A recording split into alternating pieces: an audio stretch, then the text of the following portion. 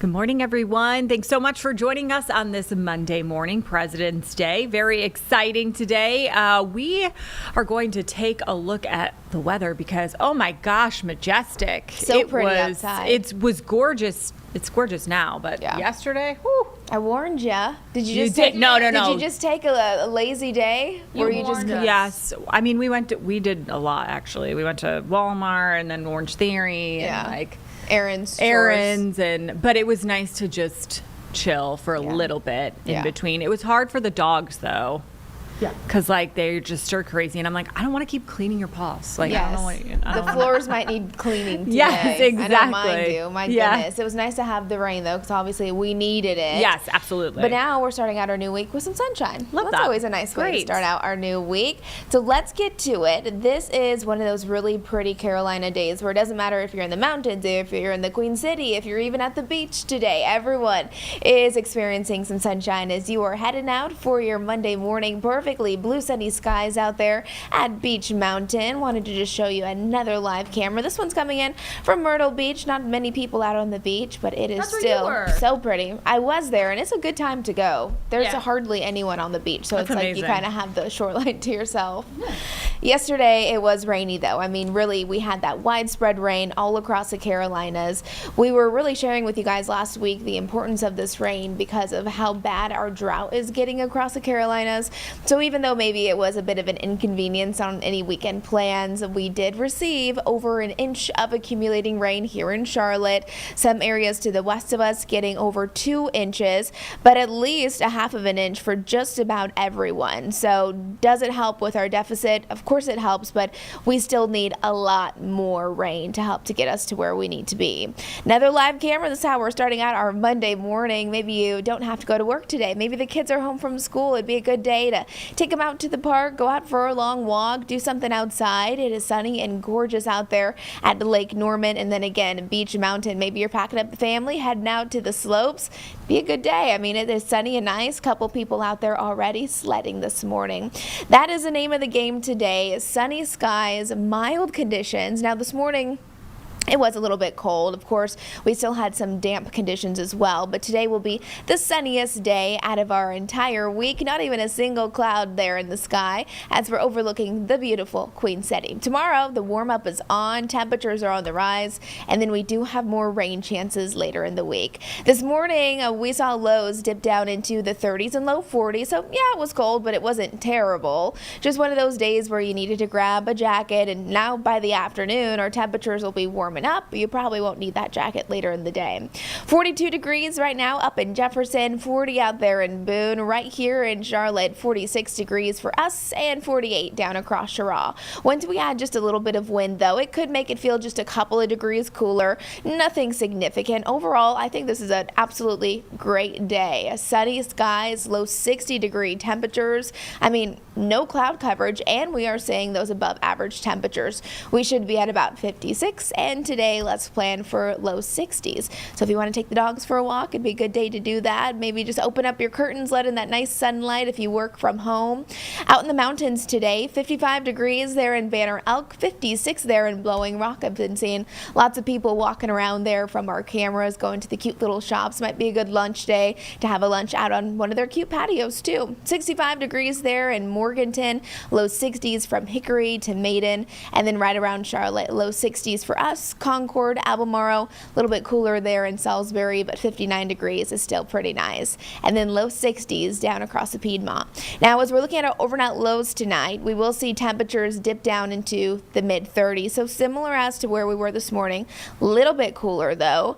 And by tomorrow, it's going to be another really pretty day, but in the morning time hours, yeah, it's going to be cold in the 30s, but we'll also be watching for some fog that may develop overnight tonight and into tomorrow. So could we have a dense fog advisory? That'll be something that we'll be watching for. Bottom line, lots of people will be heading back to class, so make sure you're just driving nice and safe, especially as those kiddos are crossing any crosswalks, as visibility may be reduced down. Once that fog mixes out, though, it's going to make for another very pleasant day with afternoon highs back into the mid-60s for us. A little bit cooler up in the mountains, but still above average. And I think that's something that a lot of you will be looking forward to this week. Those above average daytime highs, especially back into the 70s, 73-degree temperatures. That's what we're looking at on Thursday. Even warmer on Friday. 76, and then this upcoming weekend we have another system that's on the way. It's going to drop our temperatures down just a bit, but also pull in some opportunities for rain. So the majority of our work week, mild, dry, warming up each and every day. So bottom line, it's going to be a nice start to the week. Then we do have those changes ahead. Changes as in rain. Now we'll start to see some rain trickle in middle to end of our work week, but truthfully we're watching a system that'll bring a little bit more impactful rain sometime between Friday and Saturday. Here's our futurecast heading into our 4 o'clock hour. If you have any plans later in the day today, maybe you're picking up, or I was going to say picking up the kids from school, but they don't have school today. So maybe just send them outside to play. It'd be a great day for that because we will have sunny skies across the area all throughout the afternoon. 60-degree temperatures as well. And then tomorrow morning, remember, waking up to 30s, a little bit of cloud coverage here and there. I think we will have more cloud coverage tomorrow compared to today, but not even a fully cloudy day in general. Then let's take you into our Wednesday. Futurecast showing you 6 o'clock in the morning on Wednesday. Temperatures are much warmer by this point, starting out the day into the 50s, and we have cloudy skies skies at this point. So while those temperatures do get warmer and warmer towards the end of our week, we will have more cloud coverage. So remember that today is the sunniest, most beautiful day out of our 7-day forecast. And then those rain chances start to trickle back in, especially up in the mountains. I would expect to see some rain late Wednesday and into Thursday, but for us in Charlotte, it's going to take a little longer. Again, high pressure delivering beautiful blue sunny skies for us today. Absolutely no problems in our forecast. A little bit more cloud coverage here and there Tuesday, Wednesday, but still not seeing any major concerns. I think really the bigger system that you'll be more interested in will be Friday and into Saturday. How much rain could we get with this one? Well, I don't think it'll be quite as much as what we got just yesterday. Remember, we got about just over an inch of rain yesterday, some areas reaching 2 inches. Models are indicating that the system that we're watching this week, Friday and into Saturday, could pull up to an inch, so a little below that. But again, we really are in a drought now, a very serious drought, so any amount of rain is going to be helpful at this point. As we are looking at our Jerry Hunt Supercenter 7-day forecast, again, big story will be a beautiful day today. We should be at 57 degrees. That's our seasonal high temperature. Today, low 60, so even above that. As we're heading into the overnight hours, plan for 30s and then warming things up. That warming trend is going to be nice. 73 for our high on Thursday. And while we do have more clouds by Thursday and especially by Friday, that warm air is going to feel pretty nice. 76 on Friday. That's going to be a warm one. And there is still some uncertainty as to if the rain is coming in on Friday or if it's coming in on Saturday. But beyond just rain, we're not concerned about severe weather at this point, just a little bit of an inconvenience perhaps as we're heading into our weekend. And then a big drop. I mean, 76 degrees to start out our weekend on Friday, and then by Sunday, a high of only 57. But at least we get the sunshine at that point. That's why I'm watching you guys. You know what my biggest question this time of year is when like, so my heat's off now, but it's freezing in my house, but you know what I'm saying, like I keep turning it on and off and on and off because the 60s I really don't feel like I need it. But then I feel like you have those swings so much at night where it drops into the 30s. Because I try to turn mine off too, but then I don't really keep it off because I'm like, I don't really want to be that uncomfortable. And one aspect was like, okay, it's nice to be able to save money. Right. But then you wake up and it's like freezing cold. I know, it's always my problem this time of year. So, Majestic, thank you so much. It's great. We need that rain too because of that drought. So absolutely. Really appreciate it. Okay, we're going to take a quick break, but keep it right here on Live Impact News on WCNC Plus.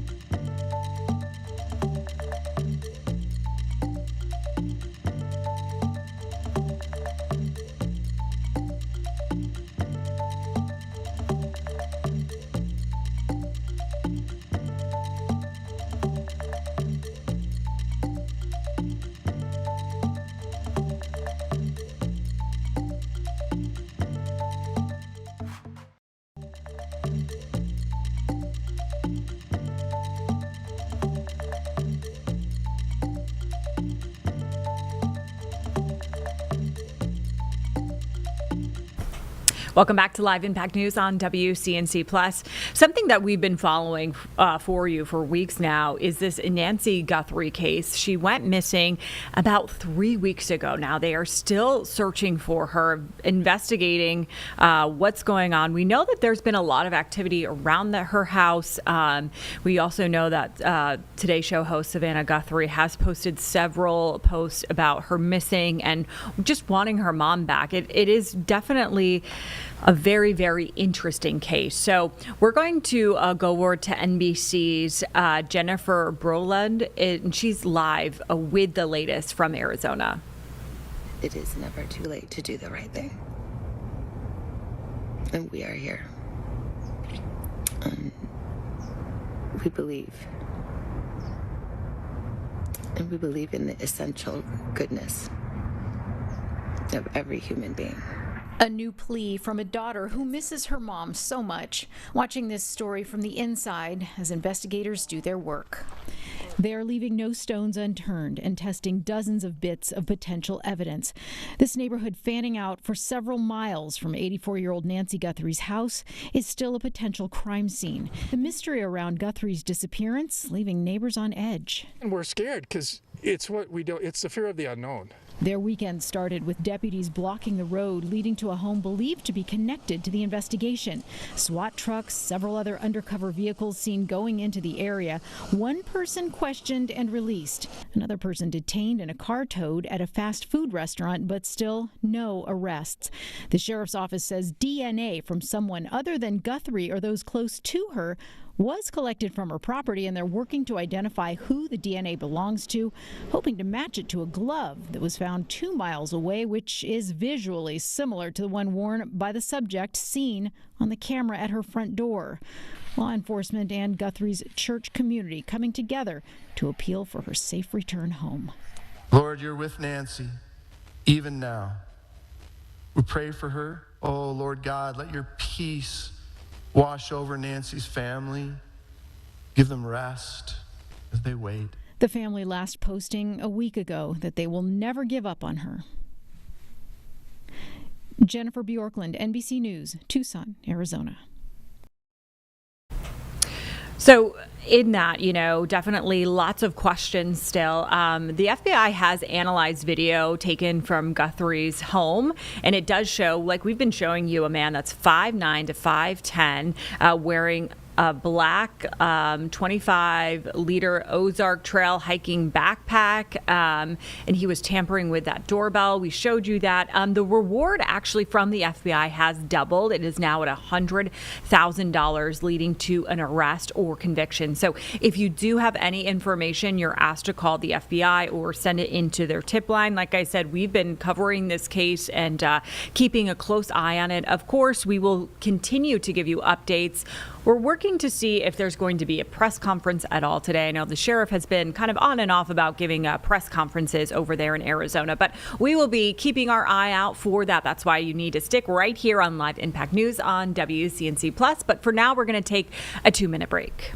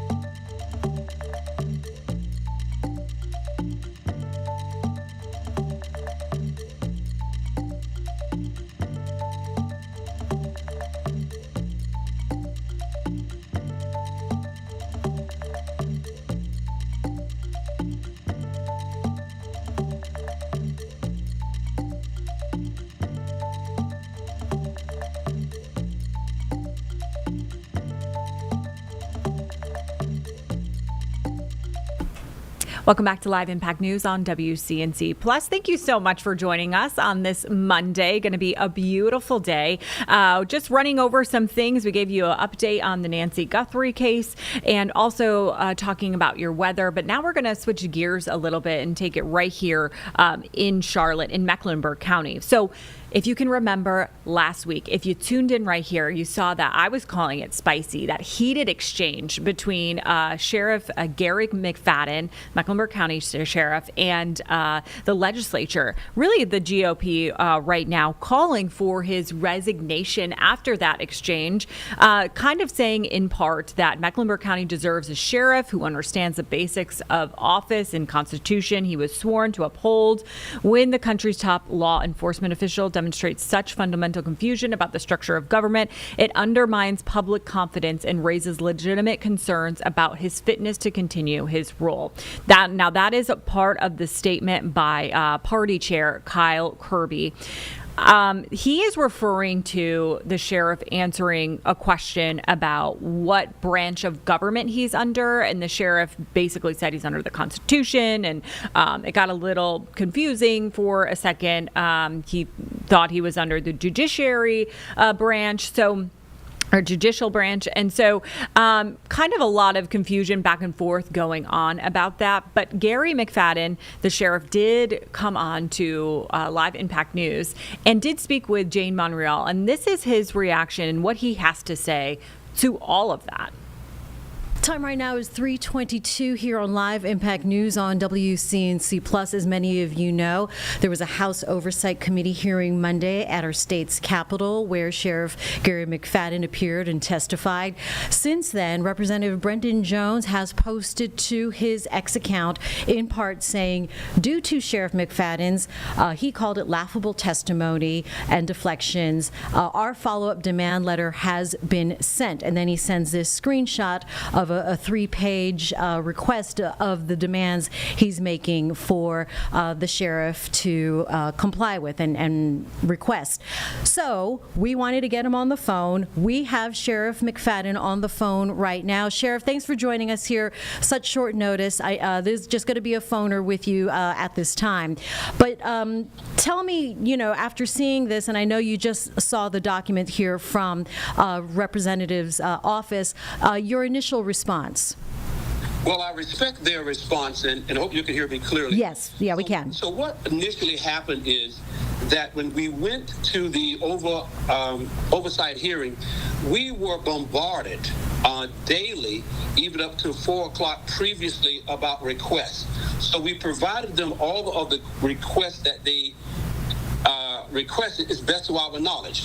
And so it's hundreds of sheets of paper and hundreds of documents and all of that. So we provided them that.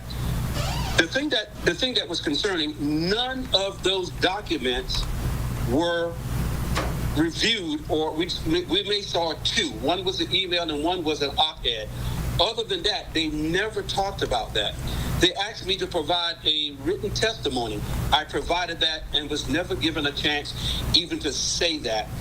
It was an extremely hostile environment, and everybody's taking the 30 seconds that I said the three branches. And I thought they were leading to, what branch do you lead to, county or city? Because the city is sitting behind me, so we'll move away from that. But the issue that they had was that because of the previously pending petition to remove me from office, that was dismissed by a judge, but the district attorney continued to say that we will have an investigation.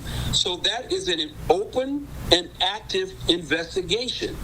So I can't speak to anything on that open, active investigation, which was extremely broad by the people who brought it against me, including Representative Carla Cunningham.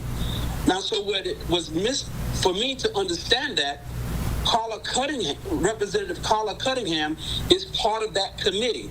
So to be able to ask me questions about something that she and others brought against me, we thought it was not ethical, professional, or even right. So what we were doing was waiting for the SBI investigation, and we would answer the questions during the investigation. But simply having a complainant asking, someone else that you're saying that is under investigation about your investigation was unethical. So I had to avoid answering those questions and told them we could not answer questions pertaining to the petition, which is now under SBI investigation. Also, because part of that petition references to litigations of wrongful deaths, processing procedures and policies dealing with the detention center. So simply, pigeonhole me to answer these questions is unethical and should be, not legal, because they know that there is a legal part of it and a pending investigation. So it's very hostile from the very second. So you have to imagine for 2 hours, I'm answering questions, but we only understand 30 seconds. But the new request is a multitude of things that we have to have in a couple of days or weeks, and we will continue to provide them with what they're asking for. We don't have anything to hide. Sure, we can take things and make it seem something that it's not, just as they did with this 30-second clip of me saying judicial. Because you're asking me what government you're under. I'm thinking city, county, and I'm the county near the city. And, we all seen how it was played on the social media. So you take 30 seconds and turn it into something like we have it now. So how off guard were you were caught? Do you feel like you were just ambushed? No, this is what I'm going to say. It was the public lynching of a black sheriff. I hate to say that. I had people call me that said it was a public lynching.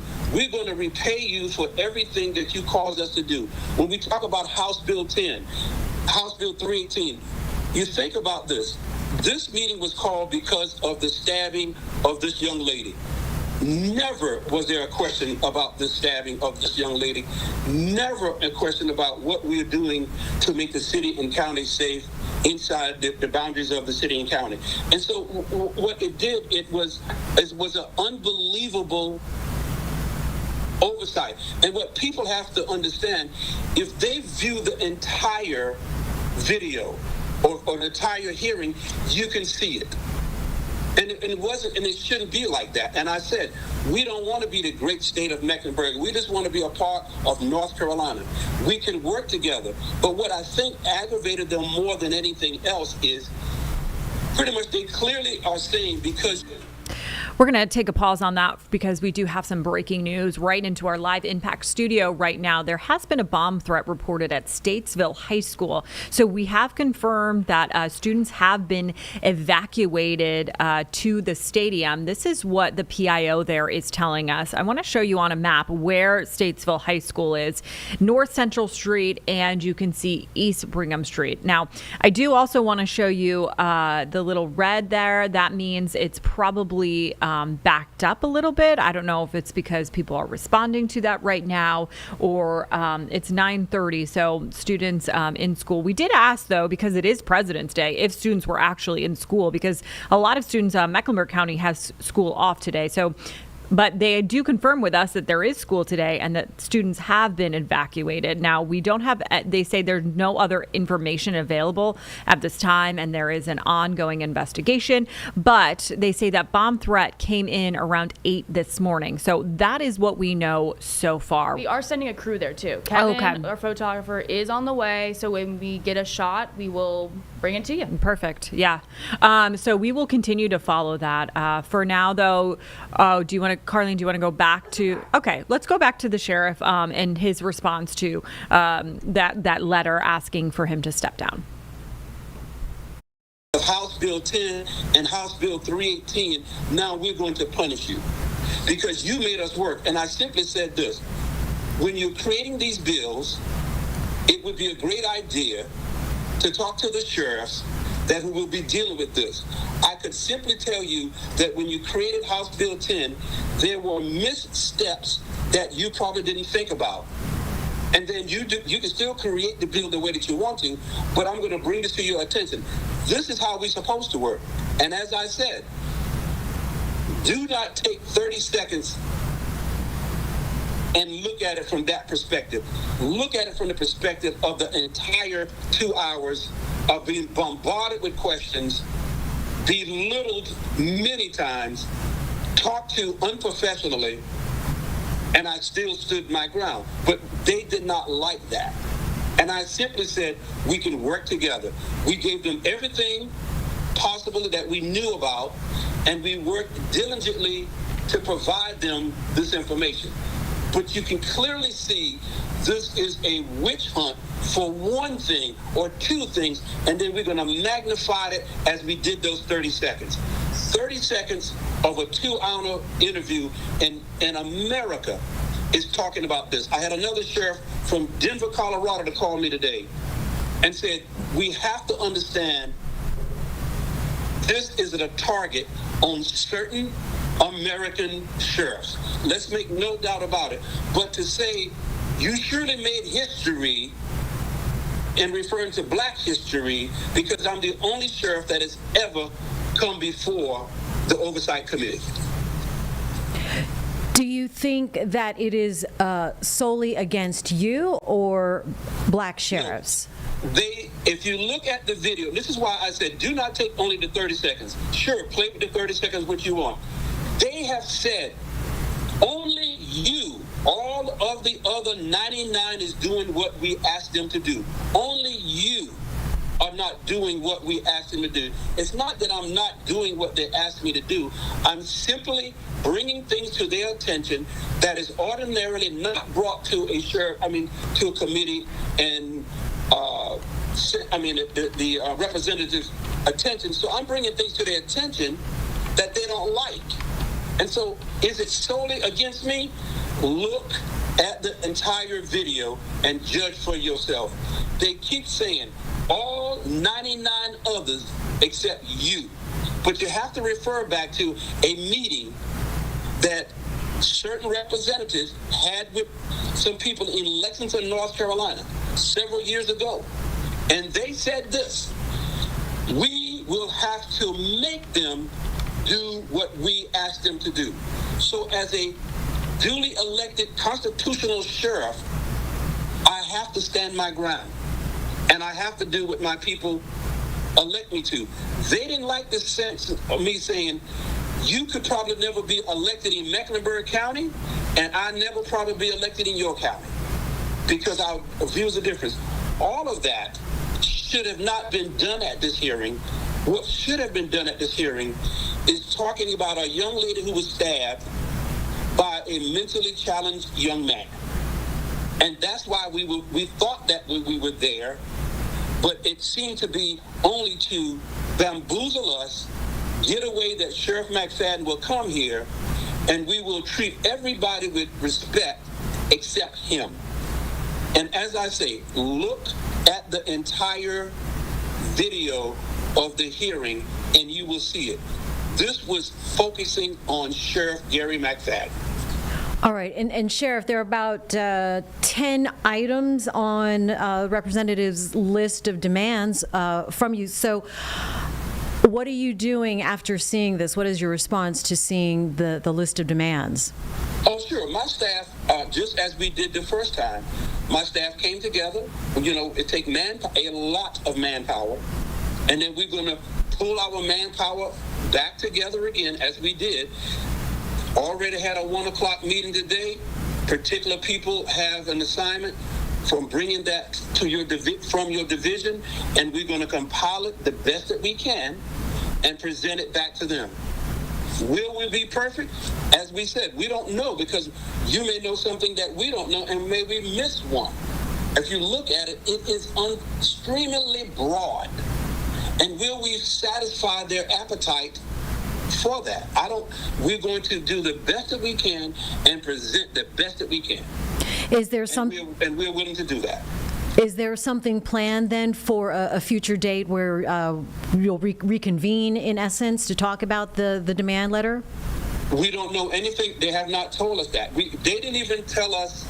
They didn't even know. We don't have that. Okay. I mean, but you can clearly see professionalism is what we're asking for. You know, you don't need to tweet it out, but if you believe that's what you need to do, that's fine. But, you know, the correspondent said, hey, heads up, we need this. But what we're doing is sensationalizing this so we can get people riled up, which is very dangerous, because we've already got the death threats. We already got what people want to do to me. So we understand that. But what we're doing is creating a platform of violence because people believe that we're not doing certain things, and you feed it to those out into the wilderness and out into the world, and then we have people that take this personally, not understanding it. And this is what creates the lone wolf. This is what creates the Dalen Roofs. This is what creates people like this. Because we feed them and they don't have the sense to say, let us take a general look at it. We take 30 seconds and blast it across the United States. Well, let's do the whole video and look at that. The public lynching, the public display of a sheriff is on display. And that's what it looks like. I heard that many times a day.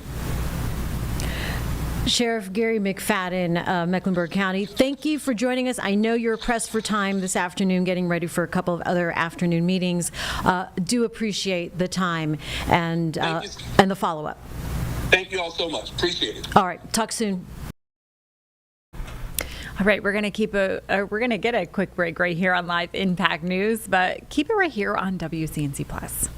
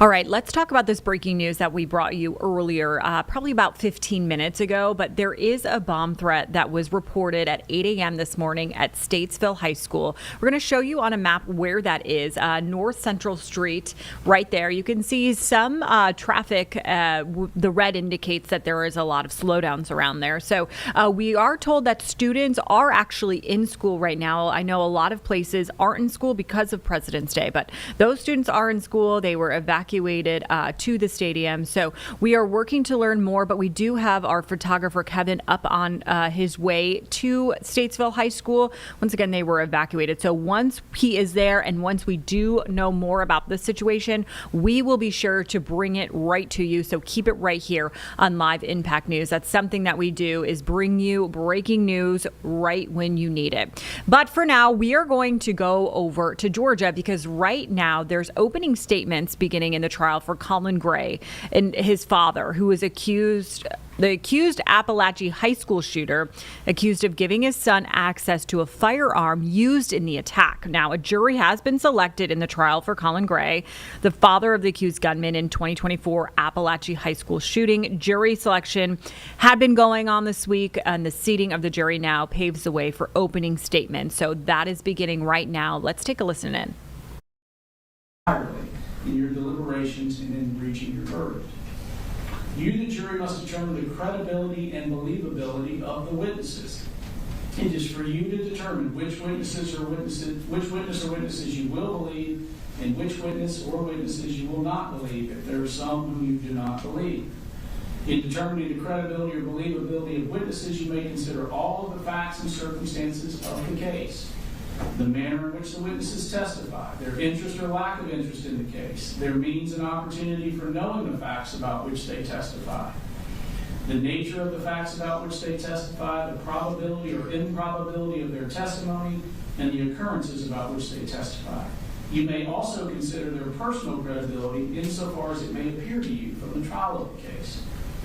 As the fact finder, it is for you alone to determine what testimony you will believe and what testimony you do not believe. Now, it's important that you pay close attention to the evidence as it is presented during the trial. If at any time you are unable to hear or see evidence being presented, or if you're suffering from any discomfort that diverts your attention, please feel free to inform me and we'll do whatever is necessary to assure that you're able to hear and see the evidence being presented and to give it your undivided attention.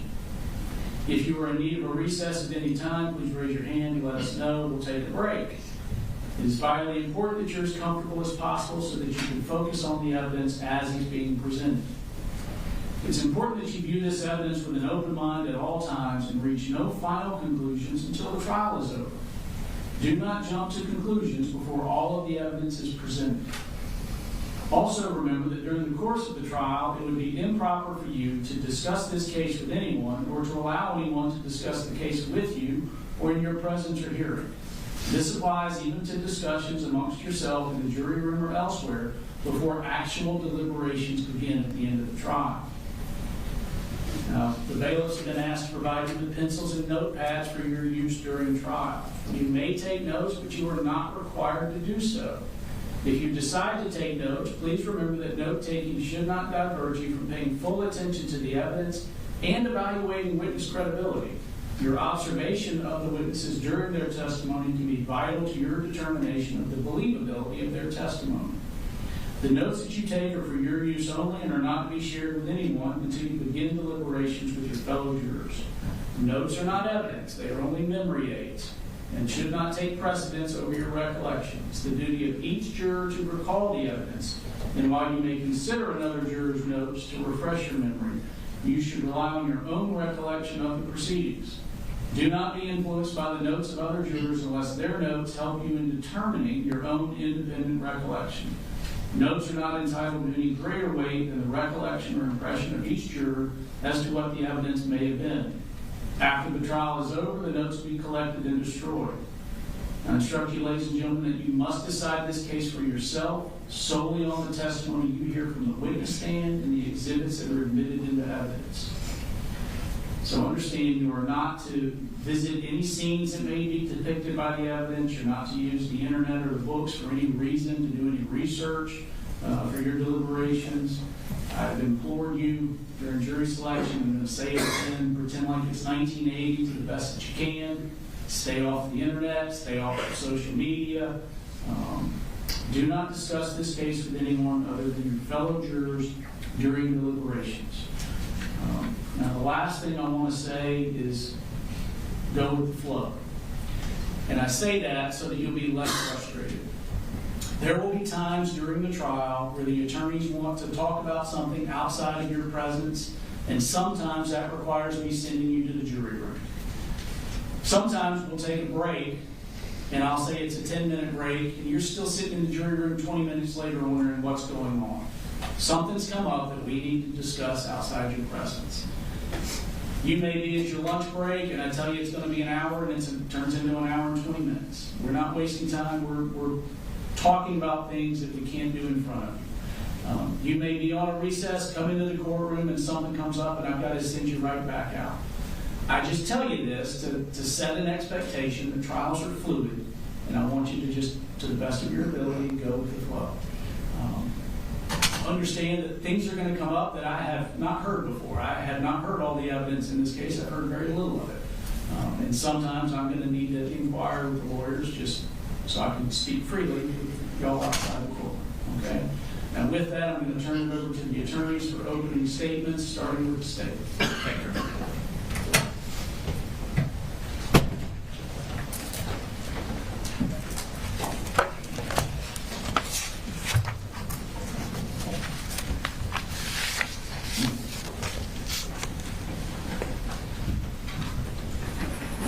All right, this is the exhibit I'm going to be showing.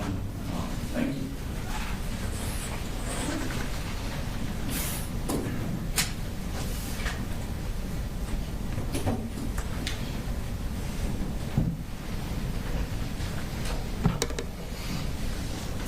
Good morning. Before we start, one thing needs to be abundantly clear. This is not a case about holding parents accountable for what their children do. That's not what this case is about. This case is about this defendant and his actions. His actions in allowing a child that he has custody over access to a firearm and ammunition after being warned that that child was going to harm others. This is a case about his actions and the horrific consequences of them. I'm going to take you now to September 4th, 2024. It was a Wednesday morning. It was just after the Labor Day holiday. A 14-year-old boy enters Appalachian High School here in Barrow County. It's a new school for him. In fact, he had been out of school completely the entire previous year. And while the school year was already a month old, this was only his 5th day attending school. As he walked through the crowded hallways, he carried his book bag in front of him. And hidden inside that book bag was a 6-hour M400 AR style rifle. This 14-year-old boy has an evil plan. He goes to his first period class, located here. It's a computer science class. He sits down at the table, and he puts his book bag with the rifle next to him. At some point during the class, he gets up and approaches the teacher, and he asks her, "Y'all had any active shooter drills?" She says, "Yeah, actually, we had one last week. You were absent." Goes back and sits down. Teacher ponders on this a bit. It's not a question to ask. She didn't know this boy very well. He's only been there 5 times.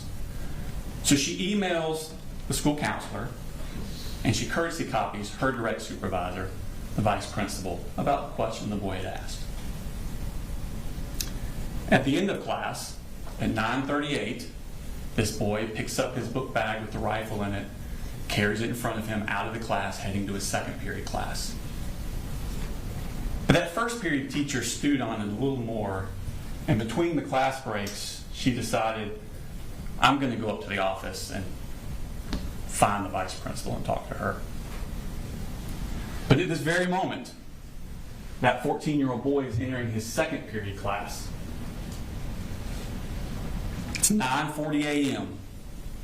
He takes a seat and he puts that book bag with the rifle in it next to him.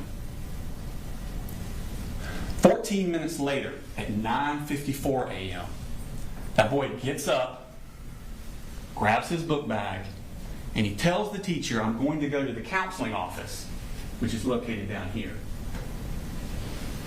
He leaves the class, but he doesn't go down to the counseling office. He goes down what's called J Hall, and he enters the boys' bathroom here. He goes into a stall, locks the stall, and he hides there for the next 26 minutes.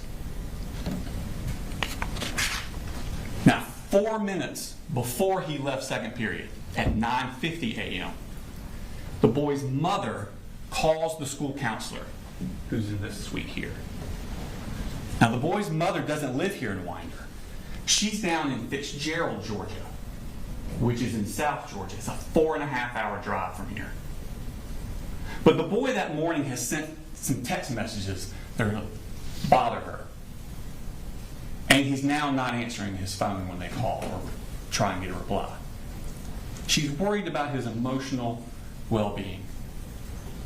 Now, the counselor had actually met this boy the week before.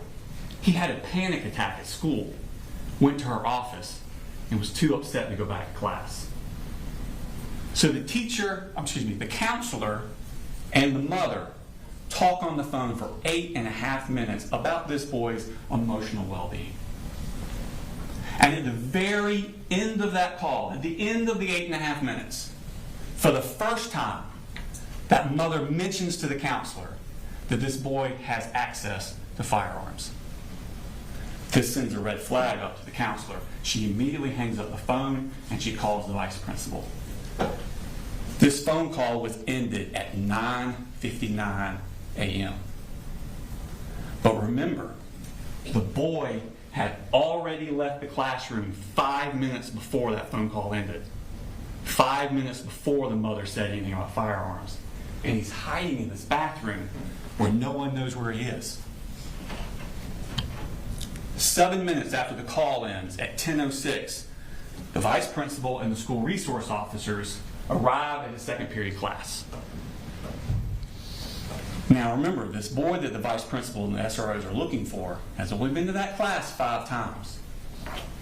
And there's another child in that class who has an almost identical name. And that boy has also left the classroom to actually go to the bathroom. He signed out to go to the bathroom. Second period teacher thinks that's who they're asking for and says he just went to the bathroom. Gives the vice principal that boy's backpack. And the vice principal and the school resource officers head down to the bathroom to find that boy. That boy's just up at the sinks. He comes out with them, they talk to him, they search his book bag, and they realize this isn't the right kid. He doesn't have computer science for first period. They go back to the class. They arrive there at 10:11, back to the second period class. The teacher then tells them, oh, that child has gone to the counseling office, located here, because that's where he said he was going. Vice principal, school resource officers go to the counselor's office. Of course, they haven't seen him. He never made it there. At this point, they decide they're going to go look on the security cameras, see if they can locate this boy. They go down this hall, and it's not on this map. You'll see a more full map later. So around this area is where the vice principal's office is that has access to the security cameras. So they're about right here. At 10:18, the vice principal emails the second period teacher. When did he leave your class? They're trying to locate when exactly he left because remember, this boy's only been there 5 days. They don't really know what he looks like. So they're trying to find him on the video surveillance equipment. So she emails at 10:18, when did you leave your class? 2 minutes later at 10:20, second period teacher responds. He left towards the beginning of class. That's 10:20 a.m. when that email was sent. 1 minute later, at 10:21 a.m., that boy exits the bathroom he'd been hiding in. He's now wearing yellow work gloves. He's carrying that Sig Sauer M400 AR style rifle concealed with a poster board. And he walks back down J Hall towards his second period class. Now, when the vice principal had left that class to go look for him in the counselor's office, she shut the door behind her, and the door automatically locked. This boy is not going to be able to get into his second period class. But next door was another classroom. Right here. It was taught by Cassandra Ryan and Stephen Edwards. And inside that class were the following students: Landon Adams, Christian Angulo, Jackson Beaver, Hayden Bowen, Jalene Brady, Michaela Brown, William Carricker, Marquez Coleman, Melanie Delira Castaneda, Natalie Griffith, Taylor Jones, Kendez Lawrence, Martin Moreno Galdamez, Tyler Moon, Ariana Norman, Brittany Rubio, Mason Skirmerhorn, Ronaldo Vega, and Nautica Walton. At 10:20, Mason Skirmerhorn, who's in that room, leaves to go to the bathroom. And the door does not shut behind him. Mason goes down this hallway. He actually passes the shooter in the hallway, and Mason goes into the bathroom. The shooter goes to his second period class. The door's locked. He knocks on the door. A student in that class gets up, goes to the door to open it for him, but sees through the class at the last second him standing there with that rifle. She steps back from the door. At that exact moment, the teachers also reach the door because they've been looking for this boy, remember? And she sees through the glass him standing there outside their door with that Sig Sauer M400. She immediately presses a button on a lanyard that's around her neck that locks down the school. The boy then steps next door to the Ryan Edwards classroom, and he opens fire. He fires discriminately through the classroom. He hits the following victims: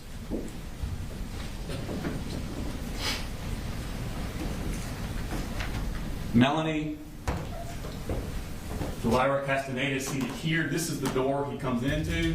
Opening statements right there. We will head back to Colin Gray, that opening statement later, but I just want to give you an update on that breaking news that we first brought you, that Statesville High School bomb threat. It was reported at 8 a.m., but the update is now that the Statesville Police Department and the Iredell County Sheriff's Office have cleared the building. Now, both Statesville High School and Crossroads Early College will now run on a 2-hour delay schedule. So if parents do want to pick up their children, they can. They just have to sign them out of the school. This is a map showing you right where Statesville High School is. You can see some red there, which means lots of traffic. So I'm sure people are trying to get to that school either to pick up their kids. But like I said, this bomb threat came in at 8 a.m. The school was evacuated. So, and out of abundance of caution, the Statesville High School and Crossroads were evacuated, and Crossroads Early College and Statesville High School going to be on a 2-hour delay schedule. So we do have Kevin heading up there right now. He is our photographer, so he's going to hopefully be live or show us some video from up there and what's going on in that. But like I said, 2-hour delay right now, and everyone was evacuated. Looks like everyone is safe right now, which is always good news. We're going to take a quick break right here, but keep it right here on Live Impact News on WCNC Plus.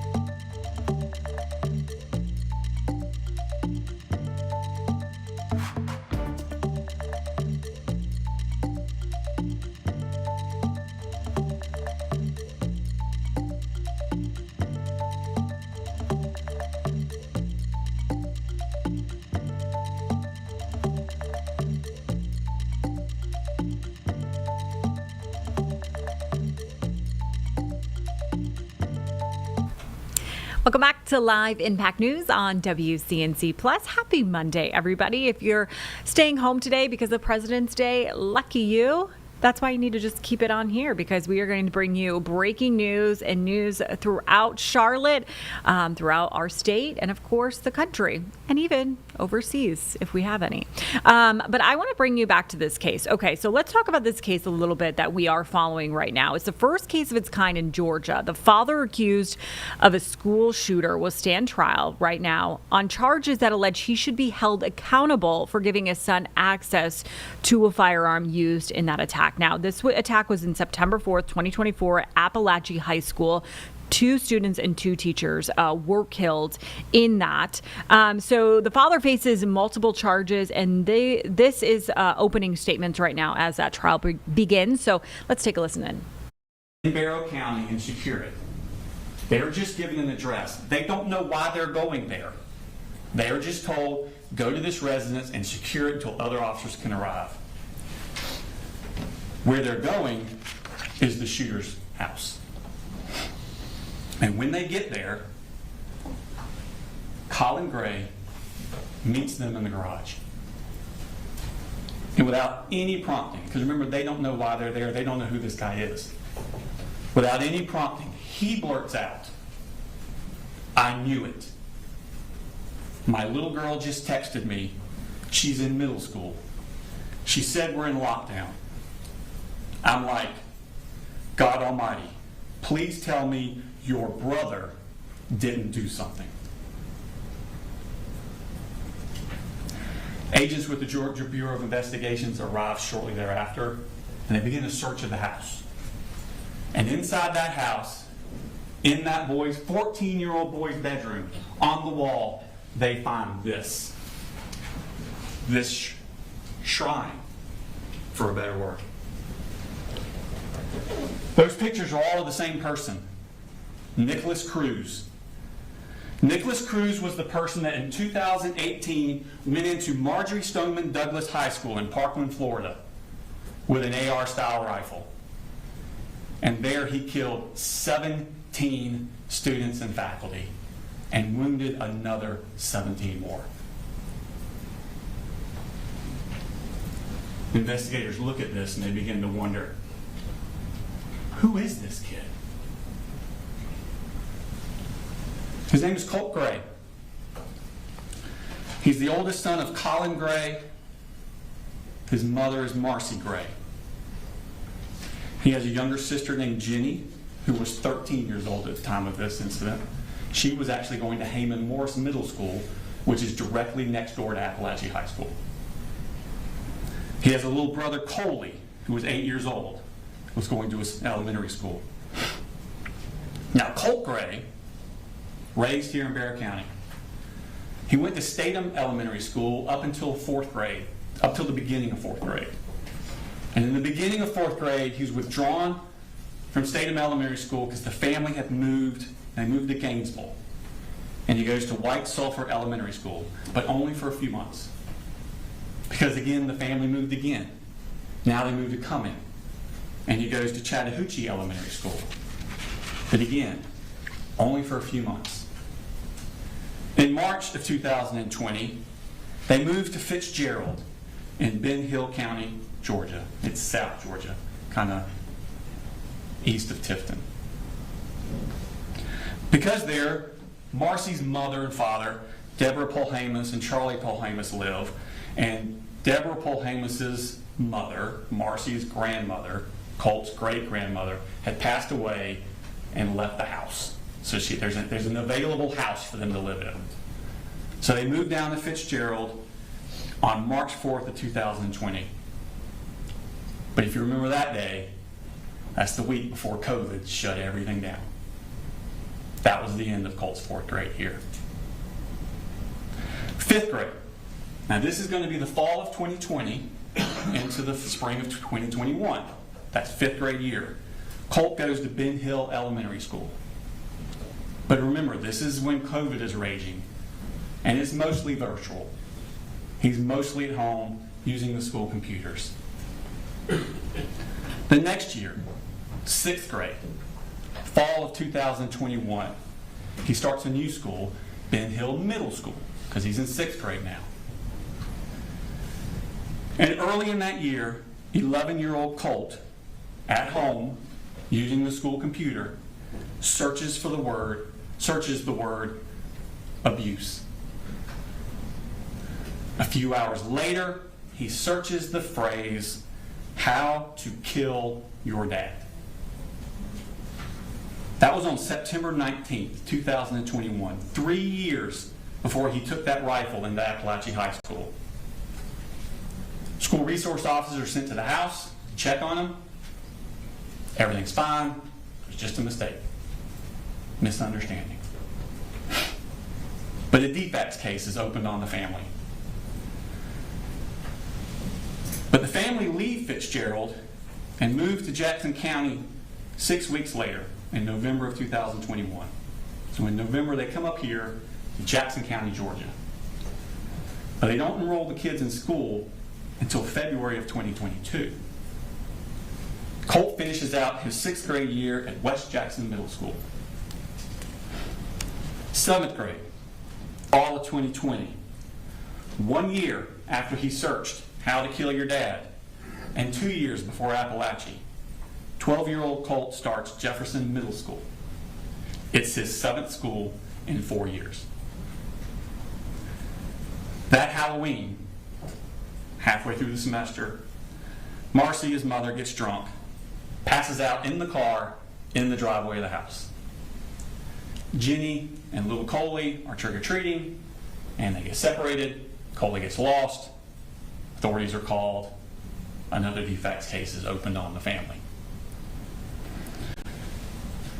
Marcy and the 2 siblings, little Coley and Jenny, they moved back down to Fitzgerald in November of 2022. But Colt stays up in Jackson County with the defendant. Defects caseworker Tamika Mitchum is monitoring Marcy and the 2 siblings down in Fitzgerald, and defects caseworker Michaela Anderson is monitoring Colt and the defendant up here in Jackson County. And starting in March of 2023, during his 7th grade year, Michaela Anderson visits his residence monthly. Every month, she shows up to check on Colt, see how he's doing, check on his well-being. And the defendant always says the same thing. Colt's doing well in school. He doesn't need any counseling. But that's not really true. Colt is full of intense anger, and he's having a hard time dealing with it. On Sunday, May 21st, 2023, this is the end of Colt's 7th grade year at Jefferson Middle School. In fact, classes had ended that Friday, and this is that Sunday. And on that Sunday, the Jackson County Sheriff's Office gets a tip from the FBI. There's an app that you can get on your computer called Discord. And this app is popular with video game enthusiasts, but it allows people from all over the world to talk to each other on the computer. All right, we're going to get back to that a little later, but right now, NCDMV is expanding the self-serving kiosk program. So you know those long lines at the DMV, they are getting ready to speak about that. And so let's take a listen in to what they have to say.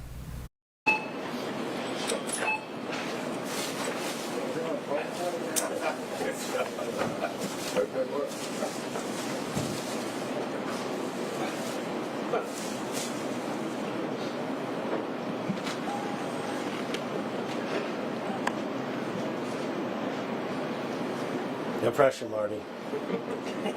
Looks like they're testing it out right now. These are one of the self-serving kiosks that you will see in grocery stores and that sort of thing to kind of help alleviate those lines that we are seeing at the DMV. North Carolina having a lot of issues with that right now. So it looks like they are testing it out and seeing how it works, kind of giving you an example of what to do in this situation. Something that's very, very needed. I mean, I've been in line, hours and hours at the DMV, you know? I mean, so is everybody else. So this is very helpful. This will do things like... I think it renews your driver's license. Yep, renews. I looked at state IDs, vehicle registration, and pay property taxes. So, you know. It's good, yeah. I mean, I'd rather do it when I need to get my groceries and you don't have to clog the big DMV. Yeah, you don't have to clog the big. Yes. The driver's test. Absolutely, and all that. yeah. So they are showing a little bit of an example here. Looks like it might be frozen. So let's take a quick break. Okay, we're going to take a quick break, but keep it right here on Live Impact News on WCNC Plus.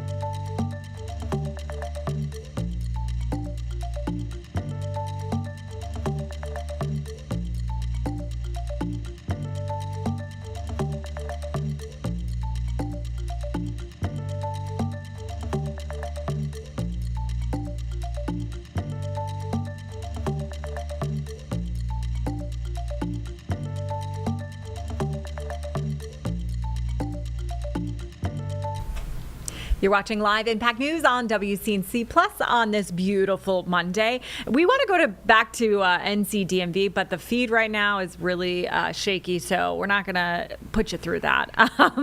Basically, what you do need to know is that they're expanding their self-service kiosks, so you can go up there and you can renew your license.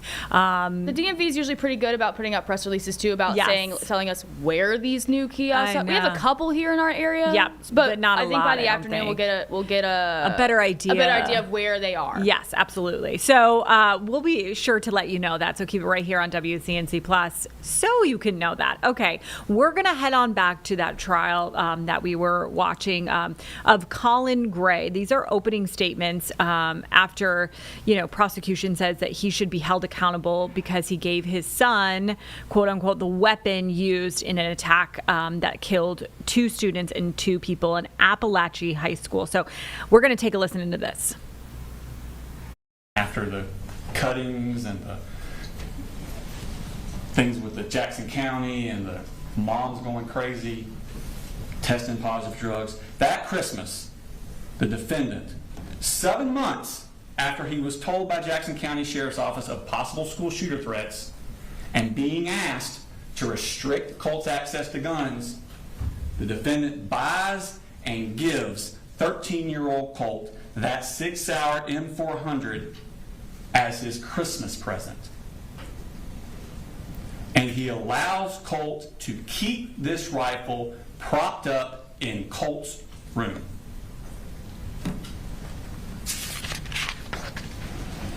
Now, in February of 2024, 2 months after this Christmas, in February, Colt's siblings, Jenny and Coley, are finally enrolled in school. They've already missed 4 months of school, but they're finally enrolled. Colt does not attend. He misses the entirety of his 8th grade year.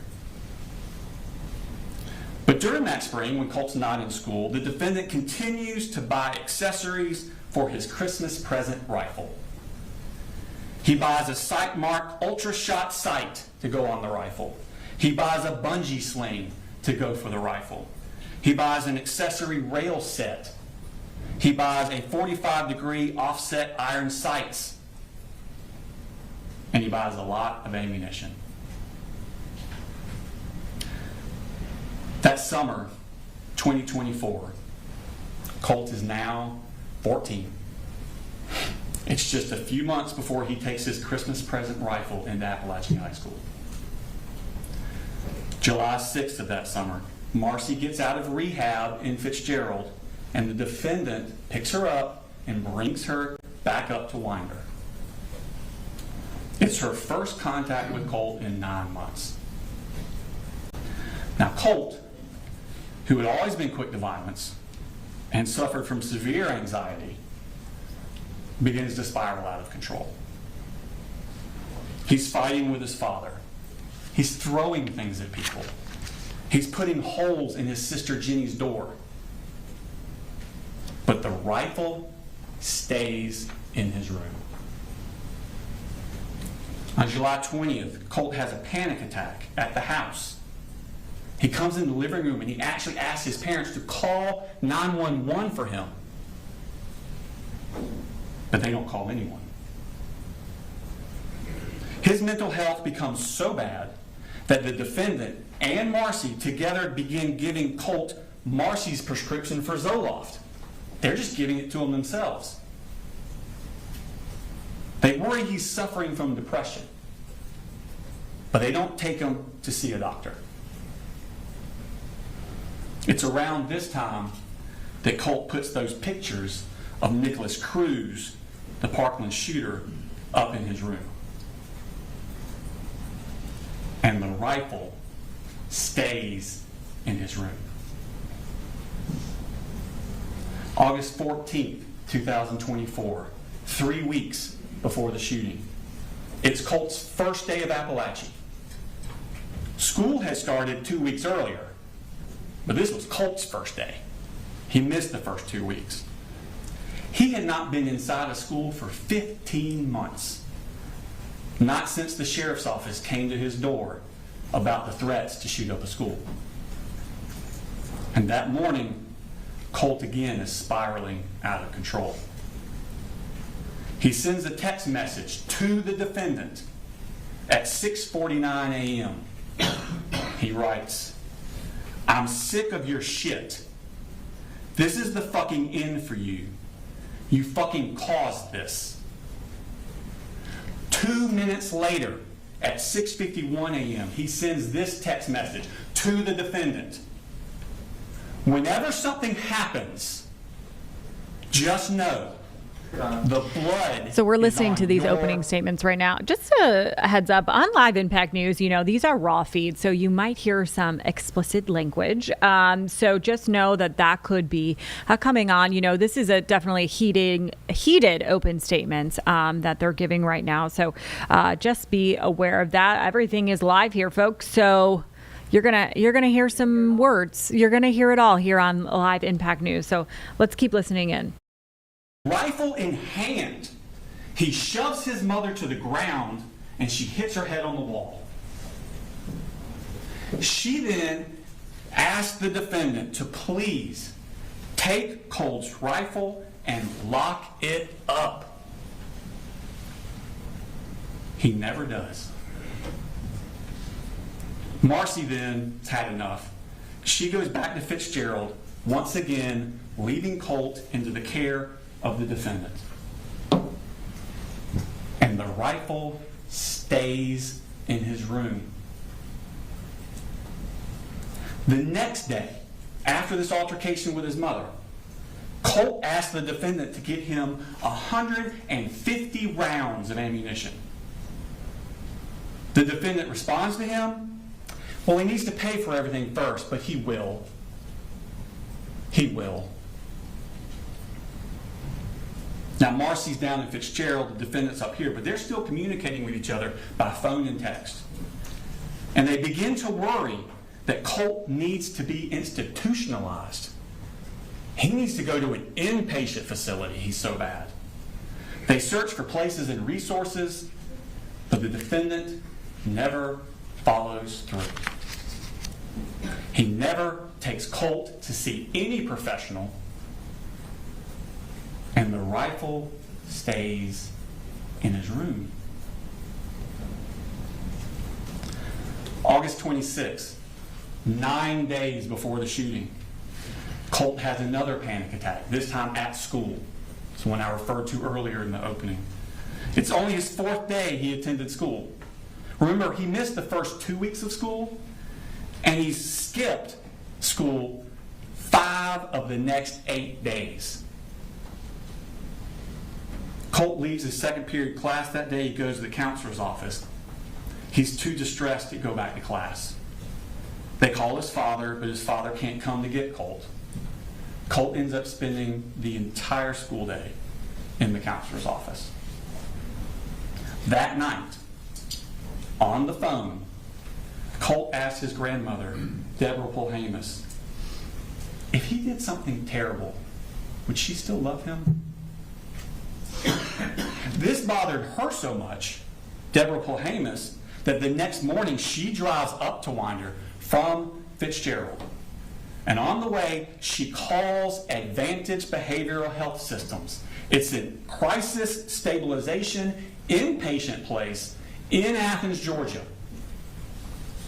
She talks to them on the phone, and they tell her he must be brought in by a parent. Marcy's in Fitzgerald. The defendant is here. They tell her that Saturday is a great day to come in, because most people don't realize they're actually open on Saturdays, and you can just walk right in. But he needs to be brought by a parent. Deborah asked the defendant to take Colt on that Saturday, which would have been August 31st. He doesn't. Wednesday, August the 28th, Colt skips school.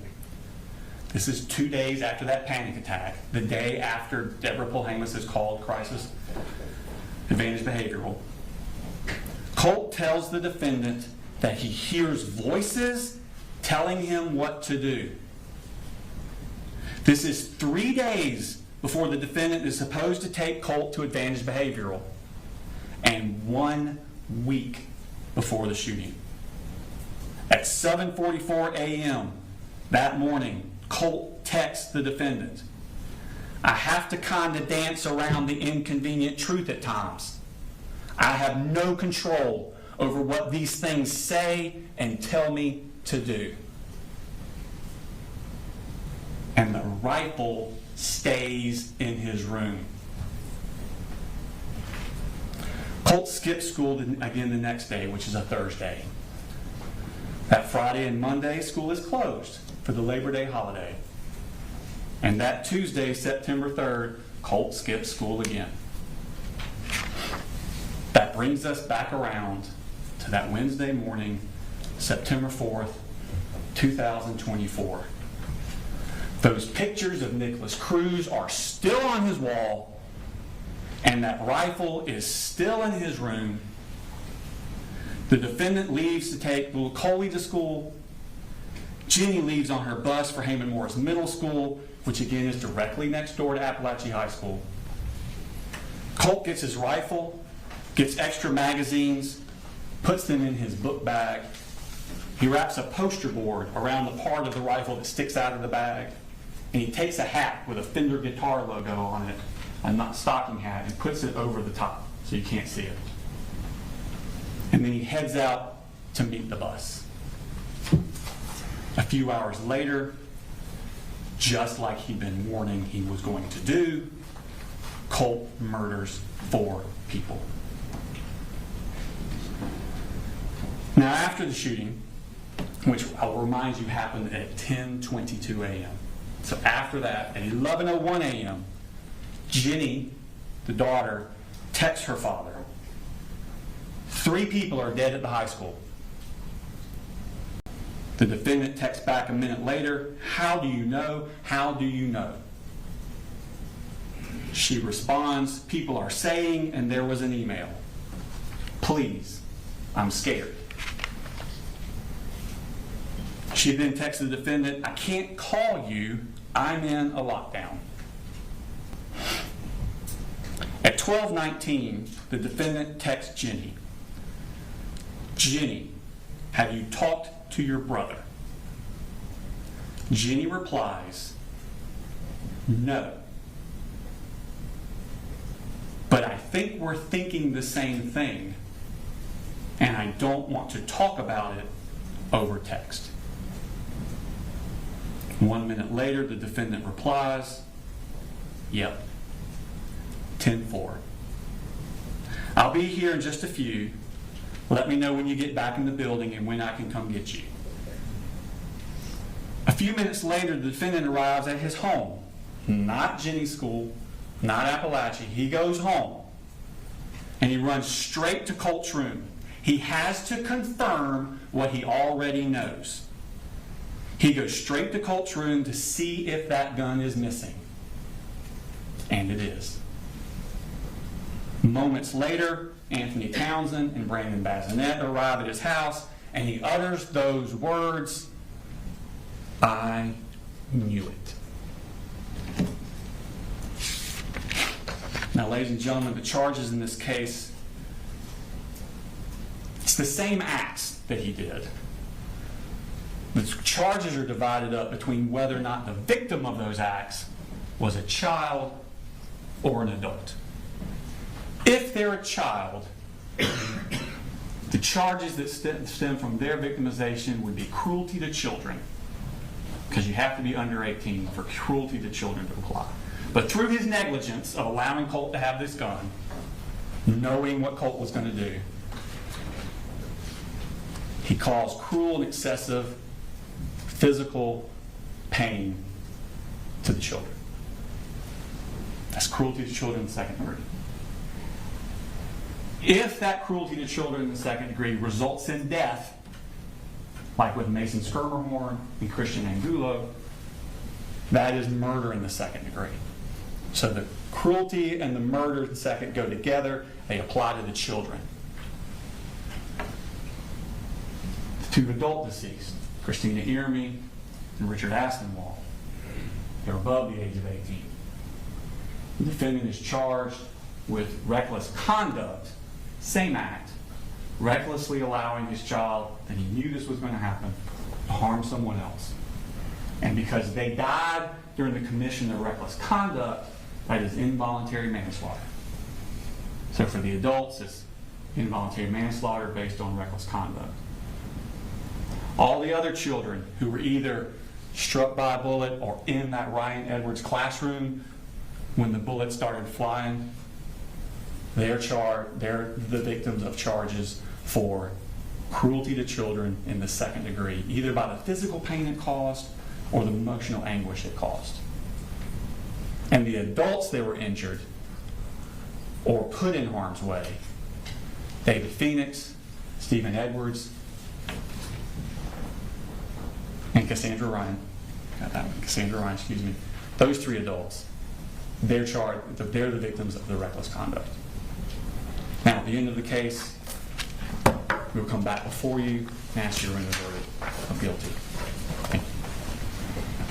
Mr. Hobbs. Thank you, Judge. Good morning, ladies and gentlemen.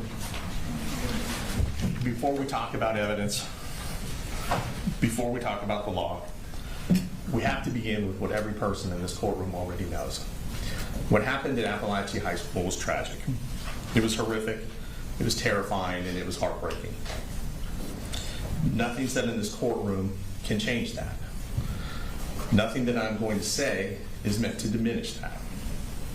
You're going to hear emotional testimony, you'll see photographs, you'll see videos, you'll hear about the fear, the chaos, and the terror that Colt Gray inflicted on that school and this community. But your job is not to decide whether or not that was tragic. We all know that it was. Your job is to decide something much more specific. Your job is to decide whether or not Colin Gray knew what Colt was going to do. Because the state is not just prosecuting the shooter in this case, they're prosecuting the father as well. I want you to remember something as we begin. The courtroom is not a place where we punish people because we're angry, where we punish people because we're grieving. It's not a place where we punish people because we feel someone has to pay. This is a place where we follow the law. And the law requires proof, and the law requires evidence. And the law requires that the state prove its case beyond a reasonable doubt. That burden never shifts, not for a single moment. The state's theory will be simple. They'll tell you that Colt Gray allowed his son access to firearms and ammunition. Colin Gray had warning signs, and then Colin Gray, knowing that these were warning signs, consciously disregarded those warning signs. That he should have known his son would, not could, that his son would harm someone. And because the son later committed this school shooting, therefore Colin Gray must be guilty, must be criminally negligent, because he knew this would happen. That's their theory. But what you'll learn from the evidence is that case is not that simple. The evidence will show a teenager who is struggling mentally, a teenager who is deceptive, a teenager who hid his true intentions from everyone, from his family, from his counselor, from his siblings, from DFACS, from law enforcement, and most especially from his father. The evidence will show a father who did not ignore his child. He did not abandon his child. He did not turn his back on his child. The evidence will show between Colin Gray and Colt Gray daily contact, daily effort, and active steps by Colin Gray to seek mental health intervention for his son through the school. The evidence will show that the most important facts, the planning of this shooting, the concealment of this shooting, and the timeline of this shooting were hidden by Colt Gray from his father. That's the difference between tragedy and criminal liability. And this case is about whether the state can prove criminal liability by showing that Colin Gray knew that Colt was going to do this, knew that Colt was going to harm someone else. You cannot hold someone criminally responsible for failing to predict what was intentionally hidden from them. You'll learn about Colt Gray's state of mind that at the time no one knew. You will learn that months before the shooting, Colt had notes hidden on his cell phone from April of 2024. Private notes that appear to be the planning stages of this shooting. Those notes were not known to Colin Gray. Those notes were not shared with Colin Gray. There's no evidence of that. You will learn something else. The plans reflected in those notes show that the shooting was initially planned for February of 2025 to coincide with the anniversary of the Parkland High School shooting committed by Nicholas Cruz. The plan reflected in those notes was that that time was going to be when the shooting happened, not in September of 2024. Something changed. The evidence will suggest and support that Colt accelerated his plan. And there's evidence suggesting that that acceleration was tied to the fact that Colin Gray was actively seeking mental health treatment for his son through the school at that time. There are emails to the counselor. There was paperwork he filled out. There was already in motion, already in place, an appointment for Colt to meet with the counselor and to meet with the mental health specialist the very next day, September 5th.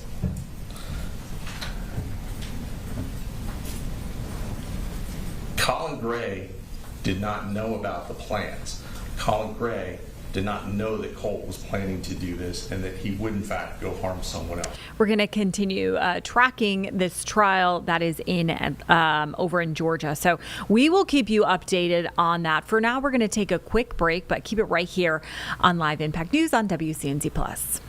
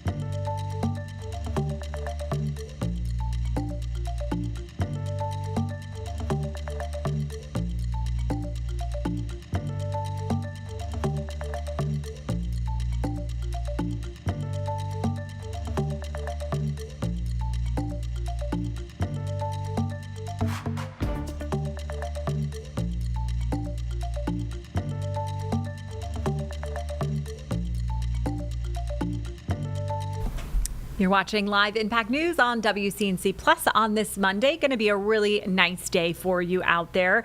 Hope everyone's enjoying their President's Day. We're going to head back to Georgia right now, where that trial is going on about Colin Gray. Now, he's accused of giving his son access and being held accountable for his son's part in a shooting at a school that killed 2 students and 2 teachers. This is opening statement, so let's take a listen in.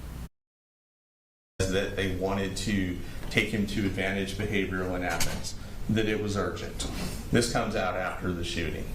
The grandmother will also tell you she had absolutely no idea that Colt had any interest in Nicholas Cruz or school shootings in general, until after the shooting happened and they were making the 4.5-hour trip from Fitzgerald, her and her daughter Marcy, at which point Marcy said, well, Colt does like this school shooter named Nicholas Cruz. That's the first time that you hear Debbie learns any of that. You're going to see text messages from Debbie in August and September of 2024 when she says that they were so strongly trying to get him into a facility. What you're not going to see in those text messages is any urgency on Debbie's part. You're not going to see anything from Debbie saying, get the guns out of the house. You're not going to see anything from Debbie saying, I'm worried about Colt, we need to get him there today. Nothing. They don't talk about it at all. Debbie doesn't mention it one bit. Now, she mentions it in hindsight after the fact, and Marcy does the same thing. Who is Colin Gray? He's a working father raising 3 kids by himself. He had responsibilities, he had a job, he had a family to keep afloat. He had 2 other kids besides Colt. He was involved. You'll see his text messages to his children. You'll see his text messages to Colt. This is not a parent who's turning his back on what's going on right in front of him. Let's talk about what you're not going to hear. Because sometimes what you don't hear in a case like this is just important as what you do. Sometimes the absence of evidence tells you more than the evidence itself. You will not hear a text message where Colt says to his dad, I'm going to shoot a school. I'm bringing a gun tomorrow. I have a plan. I'm going to hurt someone. You won't see a single message like that. You will not hear that Colt ever told his father about the notes on his iPhone. You will not hear that Colt ever showed his father a plan. You will not hear that Colt told his father he was accelerating the plan. You will not hear that anyone called Colin Gray and said, your son is about to commit a shooting. You will not hear that law enforcement told him, your son made a credible threat. You will not hear a school official warn him his mental health treatment is imminent. He needs to see someone today. You will not hear anyone from DFACS told him, we have serious concerns that he is violent, that he's going to hurt someone else. You will not hear anyone say that they contacted the police on September 3rd and said there's a school shooting about to happen. You will not hear that Colin Gray encouraged violence. You will not hear that he glorified violence. You will not hear that he dismissed a specific credible threat. In fact, you'll hear something entirely different. You'll hear that Colt suffered from anxiety. You'll hear that Colt suffered from depression. You'll hear about his panic attacks. You'll hear that he didn't like going to school. These are serious issues, but these are not the same as homicidal ideations. These are not the same as suicidal ideations. These are not the same thing as proof of a probable school shooting. The state will ask you to connect dots after the fact using hindsight. Dots that became visible only after the shooting itself. But what you will not hear is evidence that at the time, Colin had sufficient warning that this outcome was probable. Not imaginable, not possible, but probable. That Colin knew that his son would harm someone else. You'll hear testimony from Colt Gray's counselor. And that's important because it gives you a professional's perspective on what was going on with Colt in the weeks leading up to the shooting. You will hear that Colt presented as a student suffering from anxiety and emotional instability, panic symptoms, an inability to function in class. And you'll hear something very important. You will hear that even the school counselor, a professional trained, did not perceive Colt as a threat.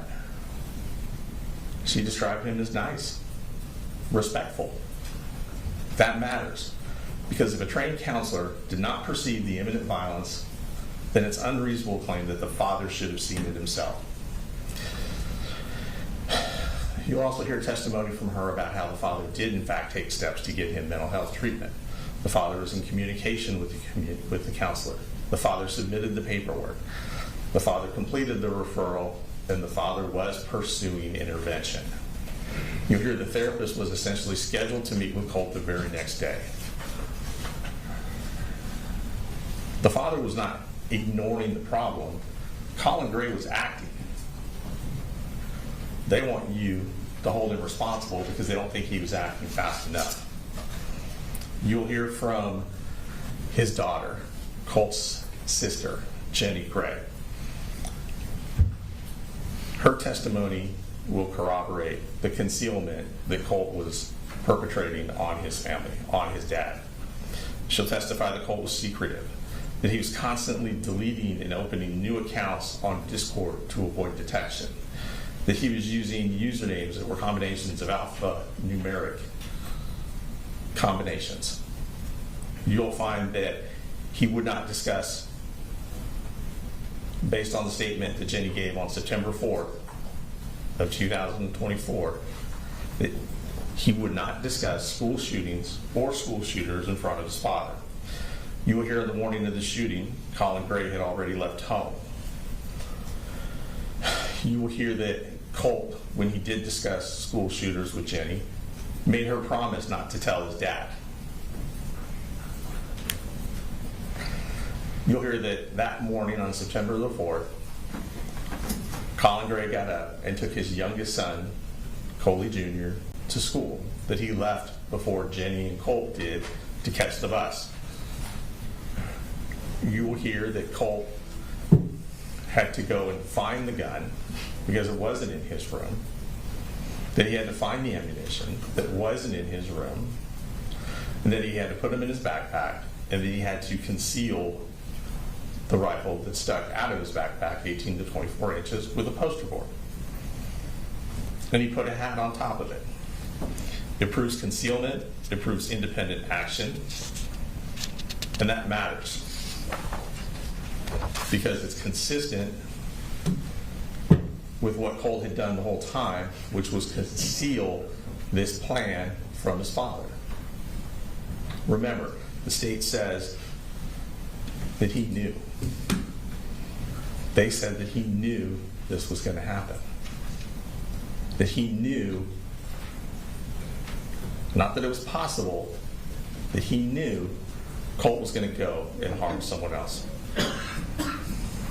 But you can't consciously disregard a risk that you're not aware of. And you can't say something is probable when it's being hidden from you. You're going to see text message. They've already discussed some of the messages. We're going to discuss some of the other ones. And we're going to talk about why they matter. There are hundreds of text messages between Colin Gray and his son. These texts matter because they show the reality in real time of what was happening and what Colin would have thought and what Colin would have known at that time. Not now, but at that time. They also show what Colt chose not to disclose. You'll see a father checking on his son on a daily basis, checking on school attendance. Did you make it to school? How's your day going? How was your day? What are you doing after class? You'll see encouragement. I'm proud of you. I love you. You're a good young man.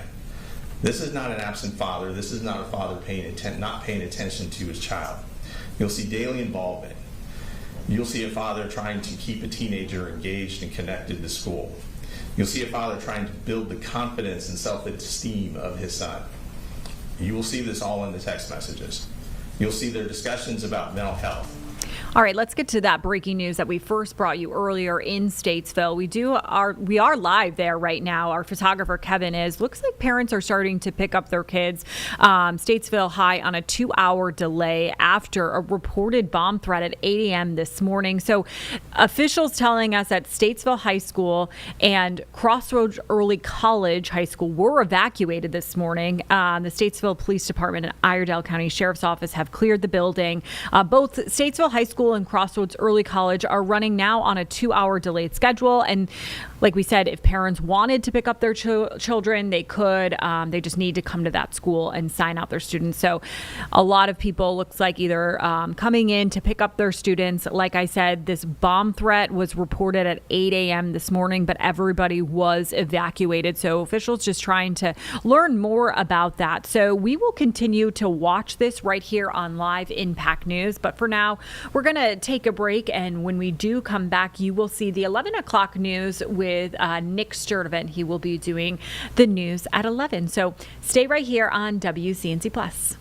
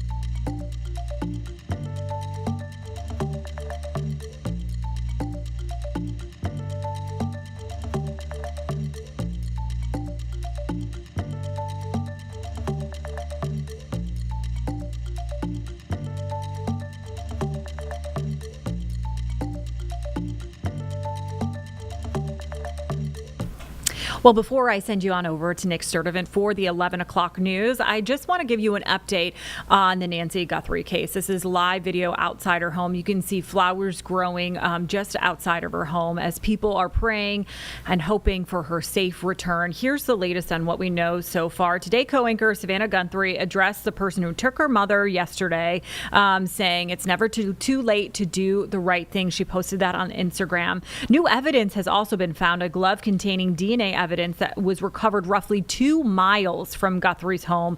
Appears consistent with a glove worn by a person seen in that doorbell camera video from the morning that she did disappear. And that's according to a source familiar with that investigation. So that is new evidence that we are finding. And the suspect details, we showed you that video. The FBI analyzed that video taken by that Ring camera, and that it did show a man who was 5'9" to 5'10", wearing a black 25-liter Ozark Trail hiking backpack, tampering with the doorbell the morning that she did disappear. And now the FBI has doubled the reward for information, leading to an arrest, convicting to $100,000. So if you have any tips, any information, you're asked to call the FBI. And we will continue to watch this and see if there is any press conference later today. We know the sheriff has been doing press conferences for that. So keep it right here on WCNC Plus, because we will be following this for you all afternoon. For now, we're going to send it on over to our 11 o'clock news with Nick Sturdivant.